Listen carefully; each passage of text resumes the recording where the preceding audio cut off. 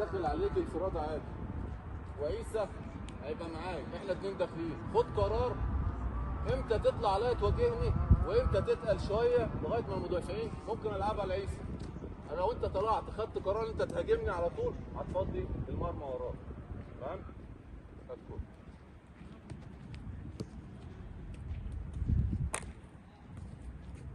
اقف يا معويض معايا. تبدا تدخل معايا واحده واحده تبقى متاثر عنك. خلاص؟ خليك كده زي عيسى. يبقى انا وانت داخلين مع بعض. تمام؟ اتقل شويه. انا داخل واحده واحده. اتقل خطوه خطوه تطلع عليا. اطلع. انت عاوز خلاص؟ مش في كل الحالات اللي انت بتعملها دي. انا دلوقتي لسه داخل عليك يبقى الانقضاض هوب ورا شغال فارد جسمي عليا. طالما انا مش عندي السبيد للراجل ده خلاص؟ يلا. انا عويض اهو اشتغل. برضه المسافه بينك وبينه ايه؟ مش عاوز اعمل كده، المسافه اللي بيني وبينك ما تسمحش ان انا اعمل كده. حط النجمه دي. النجمه دي لما يكون المسافه بيني وبينك فين؟ خلاص. انما انا واقف هنا.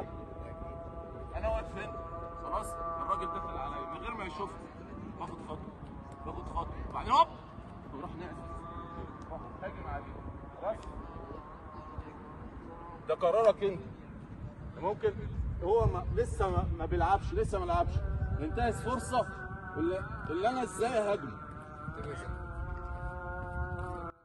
يلا من غير ما اشوفك تطلع. نفس حاجه العداله. هي دي المباراه، الهدف الاول بتاع العداله صح؟ التوقيت المناسب اللي انا انزل فيه. انا شايف، بص انا شايفك واقف في مكانك لما حطيت رجلي، انا ماشي اهو. لازم من غير ما اشوفك انت لازم تسرق خطوات لقدام تقفل. فهمت؟ قبل ما يلاحظني اللاعب. يعني تبدا تدريجي شويه بعدين تسرق. يعني انا بسرق خطوات، هو باصص في الارض وماشي بالكوره اسرق خطوات بحيث لو متاحه فرصه اروح هاجم عليه.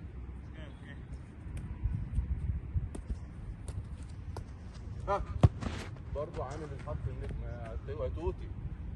حرف النجمه ده ما بيتعملش الا بيني وبينك كده بس. خلاص؟ انما المساحه اللي بيني وبينك سهل ان انا احط جول. ماشي؟ اشتغل. عاوز كوره كويسه وكورتين كويسين اشتغل عليهم.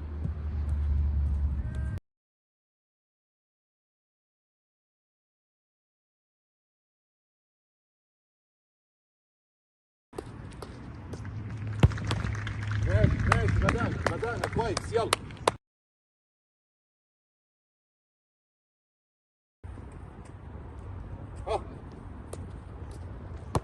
برافو يا توت. اوعى تفتكر ان انا ممكن العب هنا بس، في معايا زميل. روح لك شويه.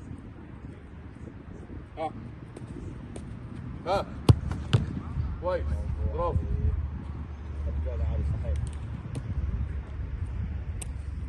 ها